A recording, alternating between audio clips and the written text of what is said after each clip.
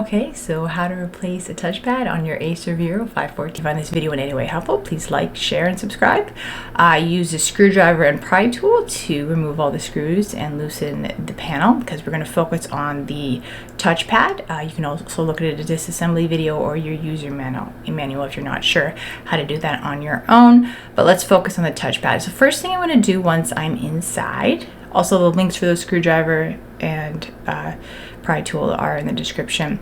I'm going to grab the tabs and detach the battery. That's the first thing you want to do because you don't want any power in the board or anything like that that could cause problems like shorts or anything like that. So I'm going to go ahead and pull it out.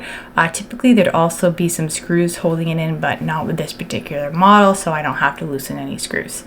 If you find differently, you might have to do so if you're looking at this video with a different model. Okay, so next thing I'm going to do is I'm going to unplug this ribbon cable. I'm going to open up the little flap and pull it out by the tab, being careful not to break it, and gently pull it off like so, being careful not to bend it too much. Now I'm going to remove this tape. It's going to take a bit, so we're going to fast forward because the tape is really stuck on there, but that is where the screws to the touchpad are, so I have to remove this before unscrewing the touchpad. So let's skip ahead. So I've got the tape mostly up, so I'm going to go ahead and I'm going to remove these first two screws, just like so, being careful not to strip it. If you find that it's not going, watch the screw and make sure that you don't want to strip it and have it not be able to be removed. Drilling it out is real pain. So I'm going to remove this one too, and then we're going to work on the rest of this tape here. Removing the last bit of tape, the ribbon cable popped off, just like that. And now I'm going to remove this last screw, but just so you can see what it looks like, I'm going to plug it back in so you can see how to remove it otherwise, like so. And then you would just lift up on the little black flap and gently pull it up like so. Okay, so now that I have this loose, we're going to go ahead and pull it out. You do this by flipping over the laptop, and what you're going to do is you're going to take two of your fingers and you're just going to push on the touchpad from behind, and it pops right out. Now let's show you how to install your new touchpad. So you would grab your new touchpad and then you would install it with the little, as you can see, there's those two little pieces to hook in first, those two little pieces of metal, and then the part without that pops in gently. So for this one, it's the bottom goes in first, and then the top just gently does it. As you can see, it has those little pieces that go in first, like so, and then you gently set it in and make sure it's firmly in there. Now let's flip it back over once again, and now we're going to screw those back in. So I'm going to take a screw like so. And now a helpful hint, you can magnetize any screwdriver by leaving on a powerful magnet for 20 to 30 minutes.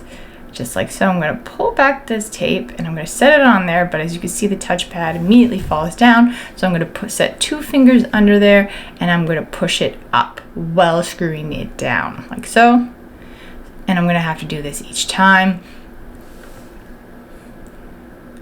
which is where the magnetized screwdriver really comes in handy. Like that, it falls down. And then I'm just going to go ahead and do it again. Hold it up. And then I'll just repeat the process till all the screws are back in, like so. All right. And now I'm going to set the tape back down like so in the original positions.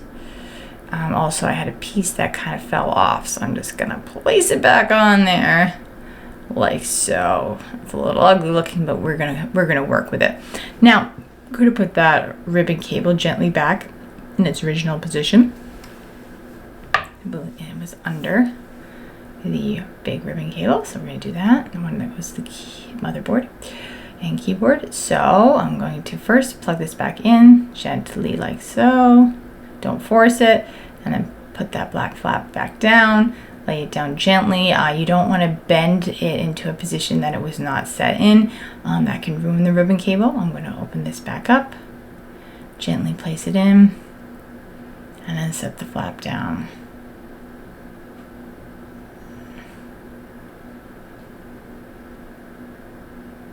So